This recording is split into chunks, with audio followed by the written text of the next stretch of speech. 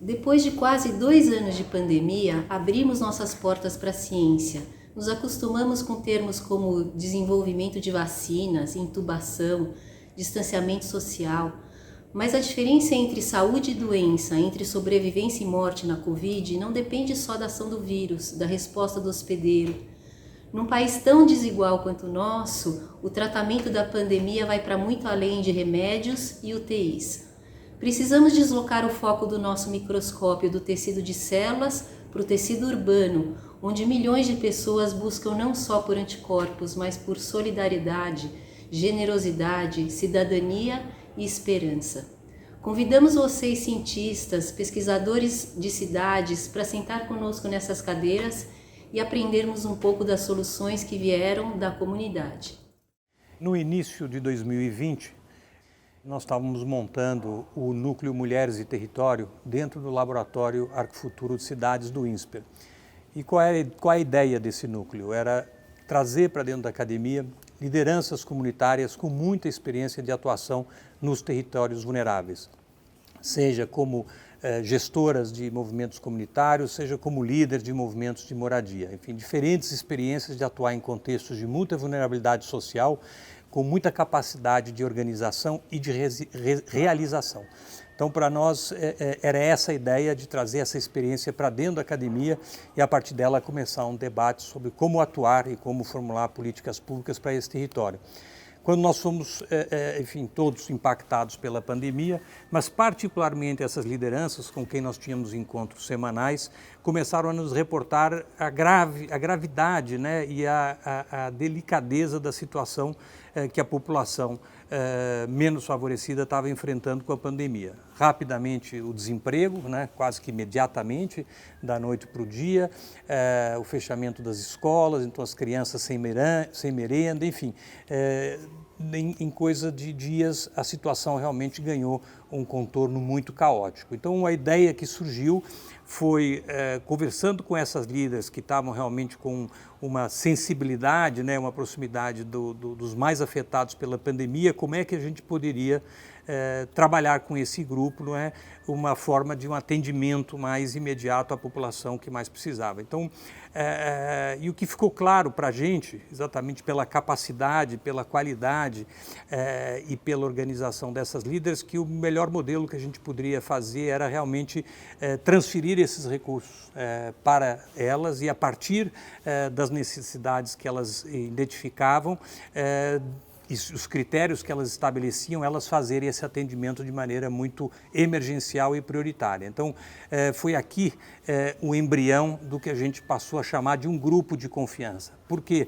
Porque, de fato, nós tínhamos um projeto, né, um projeto acadêmico com outros contornos e que, de repente, teve que virar um programa emergencial numa situação muito delicada. E aí o principal ativo que nós tínhamos naquele momento, né, era a confiança que nos aproximava, eram as ideias que nos identificavam e era uma atitude de atuação, de entender que a gente tinha um papel como cidadãos, como sociedade, de ter uma ação muito rápida, porque a gente sentia e sabia que o poder público não ia ter essa velocidade. E a gente estava falando aqui de famílias que estavam passando fome. Essa era a realidade e eu não me esqueço até algum momento que uma delas disse: se não for feita alguma coisa, vão invadir supermercados. Isso nos marcou muito, né, porque a gente estava vendo que isso estava ganhando contornos realmente muito, muito dramáticos, e foi assim que surgiu a ideia, então, a partir dessa organização, da gente transferir os recursos. E essa transferência de recursos permitiu o quê? Que elas fizessem a adequação do uso desses recursos de acordo com a necessidade que era identificada no território. Então, a gente imaginou num primeiro momento que eram cestas básicas. Tinha gente que não tinha dinheiro para comprar o gás, né? Houve uma escassez de gás, né? Então as pessoas não tinham dinheiro para comprar o gás ou não tinham gás. E tinha gente que não tinha fogão, muita gente começou a perder a moradia. Então a solução nesses casos era marmita e não a cesta básica, mas ninguém melhor do que essas líderes para ter esse discernimento e tomar a decisão de como fazer a alocação daqueles recursos. Então esse é o início do projeto, daqui nasce o grupo de confiança, que depois foi ganhando contornos e proporções realmente muito impressionantes, porque tinha uma capacidade de organização e de fato tinha um valor em comum, que era uma confiança de que juntos a gente poderia fazer algo que funcionaria e que era extremamente necessário nos territórios que a gente estava atuando. Confiança para mim foi um ato que me tirou de um grande vazio. O ato de confiar e por grupos que eu não esperava fez eu me transformar cada vez mais, né? Confiar para mim é transformar, confiar é te autoajudar. Bom, meu nome é Esther Carro, tenho 26 anos, sou formada em arquitetura e urbanismo, presidente do Fazendinhando, um instituto de transformação social, cultural e territorial dentro da comunidade do Jardim Colombo, que faz parte do complexo de Paraisópolis, situada na região do Morumbi, em São Paulo. E é uma comunidade que possui cerca de 18 mil moradores e com uma potência muito grande dentro do território, mas ao mesmo tempo com algumas carências, alguns problemas. Eu sou Evaniza Rodrigues, eu sou militante do movimento de moradia há mais de 30 anos. Atuo na Zona Leste de São Paulo como meu lugar, meu território, mas articulo, junto com os companheiros da União, em todo o estado de São Paulo e também em nível nacional. Eu sou Carmen Silva, líder do MSTC, Movimento Sem Teto do Centro. Cheguei em São Paulo na década de 90. Quando eu cheguei em São Paulo, eu vim como todo sonhador, como todo retirante. Primeiro eu fugi, vim da Bahia fugida para não morrer na mão do feminicida. Aí vim para São Paulo acreditando que vindo para uma grande metrópole que eu teria moradia, trabalho, todas essas coisas que o brasileiro almeja, né? Que faz parte da política pública. Heliópolis é a maior favela de São Paulo. Hoje a gente trabalha com o número de 220 mil pessoas, numa área de 1 milhão de metros quadrados. E hoje eu estou enquanto presidente dessa organização, que é a UNAS, que trabalha a questão do desenvolvimento local, a educação, a cultura, a questão do lixo, a questão ambiental, entendendo esse bairro educador no sentido de todas as suas necessidades, que envolve a necessidade do ser humano de sobreviver, de viver. Trabalho como educadora nessa rede há 23 anos e atuo em Heliópolis como diretora de escola, numa escola que fica no coração da comunidade ali, a IMF Gonzaguinha. Tenho vivido essa história em Heliópolis já há uns 12 anos, ali numa conexão muito profunda com a comunidade, com a história dessa comunidade, com as lideranças comunitárias dali, a Associação dos Moradores, a UNAS. Então, essa relação entre a escola e a comunidade em Heliópolis é um ponto importante da nossa história e é um pouco isso que eu tenho vivido. Então, a pandemia para a gente foi muito cruel. Primeiro, nos deu muito medo, porque falava-se de um vírus, que precisava se manter distanciamento entre as pessoas, precisava, naquele momento, lavar as mãos, usar álcool gel, todas as coisas, lavar as mãos a gente lava, mas álcool gel, naquele momento, sumiu do mercado e era muito caro, a gente não podia. Distanciamento, as nossas casas são coladinhas uma na outra, eu não tenho distanciamento nem das vielas. E ali naquele momento, quando o governo do estado anunciou que as pessoas deveriam ficar em casa, que as escolas já estariam fechadas, enfim, pedindo distanciamento, os comércios, tudo iria parar, foi um choque muito grande. Nós não esperávamos por isso, então tudo que nós tínhamos planejado, nós tivemos que parar e repensar, procurar novas alternativas para ajudar a nossa comunidade, porque começaram a chegar muitas pessoas indo nos procurar, mandando mensagem, falando, olha, eu já perdi meu emprego, meus filhos não estão indo para a escola, não sei o que fazer. Esse primeiro momento do susto, né, da informação, é uma pandemia, precisamos ficar em isolamento, a gente começou logo nesse primeiro momento a criar uma rede de solidariedade. Então a gente entendeu ali logo na primeira semana que o agravamento da pobreza, da miséria, da fome ia chegar muito rápido, né? A maior parte da nossa população vive de trabalho informal, então esses impactos foram muito imediatos e a gente logo de cara percebeu que a gente ia precisar buscar socorro. No início da pandemia, o distanciamento social era a única certeza que se tinha sobre a forma de prevenção. E a gente sabia que isso era praticamente impossível nas comunidades. Ainda se debatia muito sobre a eficácia do uso de máscaras. Então, nós fomos conversar com médicos, sanitaristas, olhamos experiências de outros países e a gente entendeu que sim, o uso de máscara poderia ser uma solução para essas comunidades, né? E a gente viu que faltavam máscaras no mercado nessa época, até mesmo para os profissionais de saúde. Então, a partir dali, de conversa com esse grupo de confiança, com essas líderes, surgiu o projeto de máscaras que tinha 2 objetivos. O primeiro deles era proteção e o segundo, geração de renda. E nesse momento a gente identificou que muitas mulheres das comunidades tinham máquina de costura em casa ou tinham conhecimento de costura. Então, essa poderia ser uma possibilidade, o desenvolvimento de uma máscara com 2 objetivos, proteção e geração de renda. Então, nós desenvolvemos uma máscara no modelo simples, que pudesse ser feito com uma máquina de costura simples, máquina reta, mais uma máscara com dupla camada de proteção, então a gente garantia a proteção e a geração de renda. Então, através dessas líderes, nós começamos o projeto de máscara. Bom, esse projeto começou a ganhar escala, a gente foi buscar outros parceiros, fomos atrás de bancos, inicialmente um primeiro banco, depois mais 2 vieram, gostaram do projeto e aportaram recursos para que a gente fosse buscar as líderes comunitárias e ter a produção de máscara nas comunidades. Porque aqui sim a gente também tinha a questão de produzir e distribuir para a população. Então a gente busca as mulheres da comunidade, as costureiras na própria comunidade, quem tinha máquina de costura e quem não tinha, a gente teve o apoio do Centro Paula Souza, que tem caminhões com os equipamentos. Esses caminhões iam até as comunidades e a gente tinha a mão de obra da própria comunidade produzindo essas máscaras e tendo a distribuição local.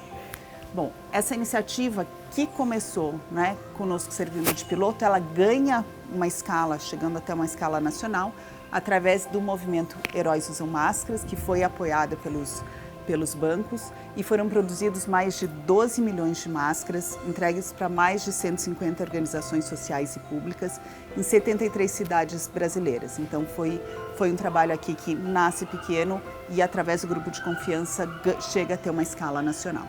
Nós tivemos várias iniciativas paralelas. Tivemos um programa de distribuição de cestas básicas e kits de higiene, programa de distribuição de EPI para profissionais de saúde, a distribuição de materiais educativos para as crianças que estavam em casa com o fechamento das escolas. Tivemos também um programa de suporte emocional para profissionais do HC e dos postos de saúde das comunidades e um programa de recrutamento de voluntários para os hospitais de campanha de São Paulo. Bom, nada disso o Instituto fez sozinho, né? O Instituto BEI atuou como um fio condutor que conectou quem tinha o problema com quem queria ajudar. Esse nosso papel, né, essa articulação com as líderes foi ganhando escala, tanto do ponto de quem precisava, onde lideranças de outras comunidades vieram procurar as líderes, né, do nosso grupo de confiança, como organizações do setor privado, organizações sociais e pessoas físicas que queriam ajudar e queriam apoiar as iniciativas, vieram nos procurar porque tinham a confiança e sabiam que os recursos deles estariam bem direcionados para quem mais precisava nesse momento.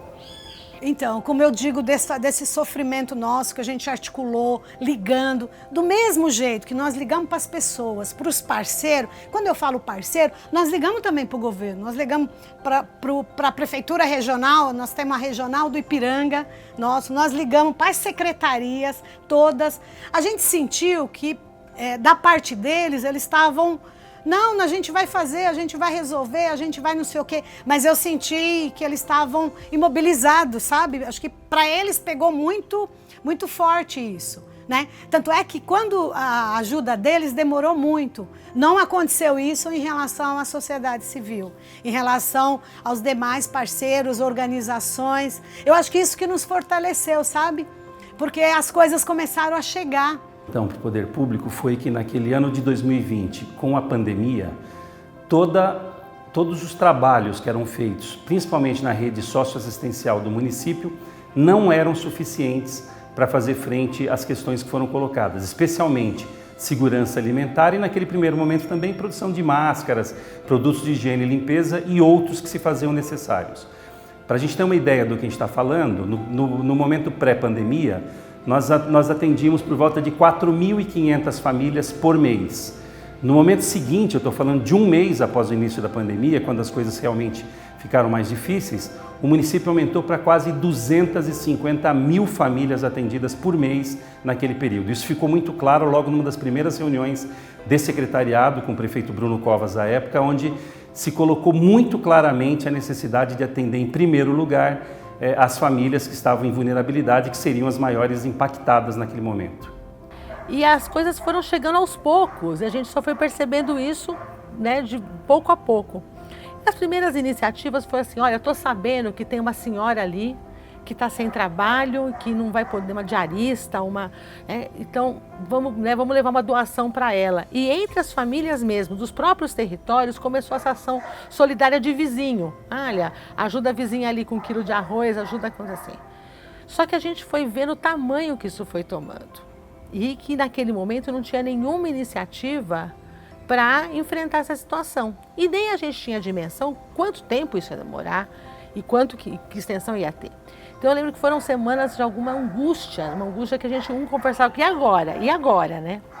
E quando surgiram essas primeiras, então, iniciativas mais comunitárias, né, a gente achou que ia dar conta. Só que a gente percebeu que não daria. E com isso, com todo esse levantamento que foi sendo criado, também foi importante porque posteriormente, ao longo da pandemia, nós conseguimos criar novos projetos baseados nessas pesquisas, nessas informações. Então foi extremamente importante para a gente, né? Então, além de nós estarmos ali ajudando a comunidade com o que eles mais estavam precisando ali naquele momento, socorrendo mesmo, porque eles não tinham nada o que comer, a gente estava identificando outras dores. A gente estava evidenciando muitas coisas que já existiam e nós não sabíamos, o poder público não sabia, a sociedade civil também não sabia. O meu pensamento nesse momento foi como essas pessoas iriam sobreviver.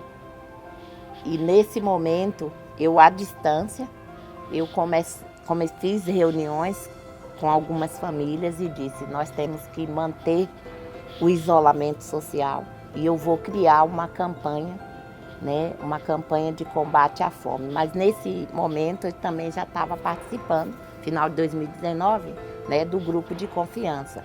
E aí imediatamente eu recebi um telefonema do Tomás Alvim, da Marisa, para a gente discutir essa situação, né? E nesse primeiro momento, que foi fundamental para nós, liderança, para mim principalmente, foi a confiança. A União, ao longo de 2020, né, entregou por volta de 120 mil cestas básicas. Em 2021 já foi um pouco diferente a organização, mas a gente acredita que somos por volta de 50 mil cestas. Né? A costura de mais de 30 mil máscaras, a distribuição de álcool em gel. Inicialmente, dessa minha campanha tão frágil, que era recebendo R$50 de uma cesta básica de outro, eu me vi distribuindo cestas básicas, kit de higiene, álcool em gel, kit de verduras, né? Kit de verduras. E eu não pensei só nas famílias da ocupação. A campanha tomou um curso tão grande que a gente alimentou 12.500 famílias com cesta básica, com todos esses itens. E ainda, através disso também, a gente conseguiu empregar 86 costureiras. Ficou essa imagem para mim, ficou isso. Eu não tenho direito, né, daqui para frente, de aceitar desigualdade no nosso país. Não dá para ter isso, não dá para aceitar fome. Eu não posso aceitar uma criança que não saiba ler e escrever. Eu estou falando do básico, eu estou falando de coisas essenciais, então não dá para aceitar.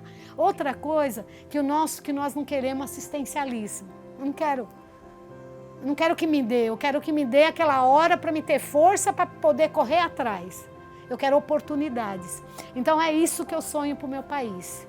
O que ficou do programa Cidade Solidária, eu acho que foi um aperfeiçoamento das políticas públicas, especialmente na questão de governança. O modelo de governança pode ser replicado na implementação de diversas outras políticas públicas. Isso acho que é muito relevante. E por parte da sociedade civil, que foi o mais bacana, foi justamente o fortalecimento dessas lideranças que passaram a operar no território de forma articulada, o que pode gerar também a participação deles na discussão e em diversas outras políticas públicas. Eu estou falando de saúde, de habitação, de educação, de maneira a trazer ganhos e melhorar muito o impacto dessas políticas no território com a participação dessas lideranças diretamente na implementação dessas políticas. Acho que nós nunca trabalhamos tanto na nossa vida quanto agora. Embora a escola estivesse fechada, a possibilidade de fazer a transformação a partir da crise esteve sempre presente. Então, pegar a crise como uma oportunidade de transformação foi uma coisa que a gente se colocou desde o primeiro momento. Hoje nós temos menos pessoas doentes, que muito bom, mais pessoas vacinadas, que melhor ainda, mas que esses efeitos econômicos da pandemia vão deixar marcas por anos, os efeitos psicológicos, eu falei com uma pessoa agora que perdeu 3 pessoas da família, vão durar por anos. Os efeitos sobre o aprendizado das crianças que não puderam ir para a escola regularmente vão durar anos. E isso só vai poder ser revertido, com muita ação coletiva. Então,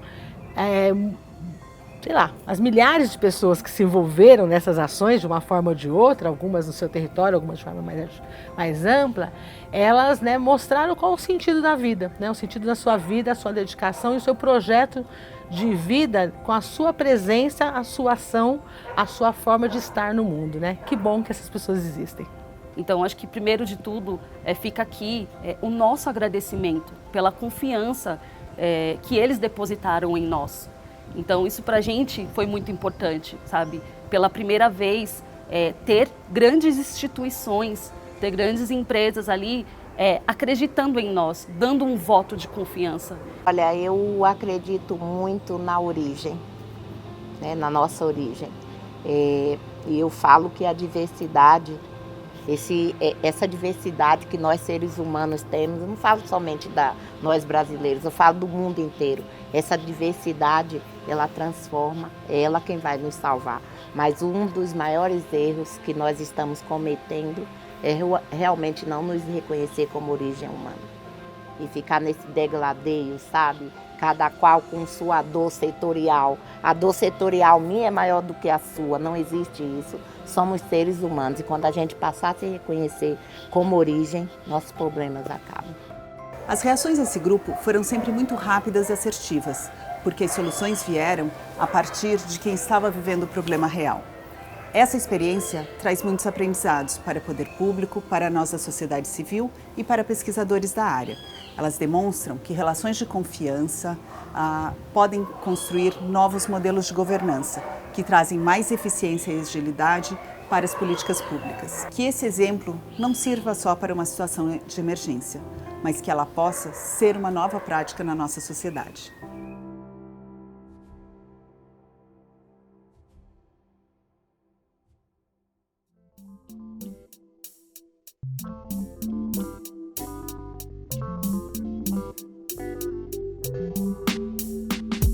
Mesmo sem tempo bom, movemos ações em prol da vida. Junta as mãos e braços nessa lida.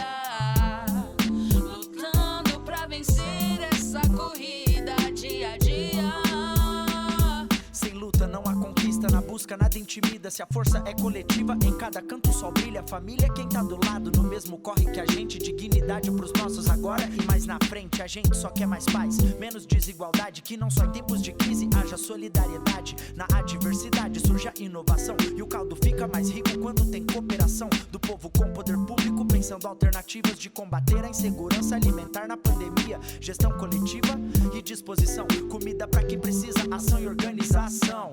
Vira visão pra quem não enxerga mais saída, vira afeto em meio a relações tão frias, vira exemplo pra todo esse Brasilzão. É a força feminina com sua determinação. Com rapidez na reação, unimos forças para poder nos cuidar. Com confiança conseguimos mudar histórias de dor e superação. Sonhos virando ação, pra que cada vida perdida não seja em vão. Mesmo sem tempo bom, movemos ações em prol da vida.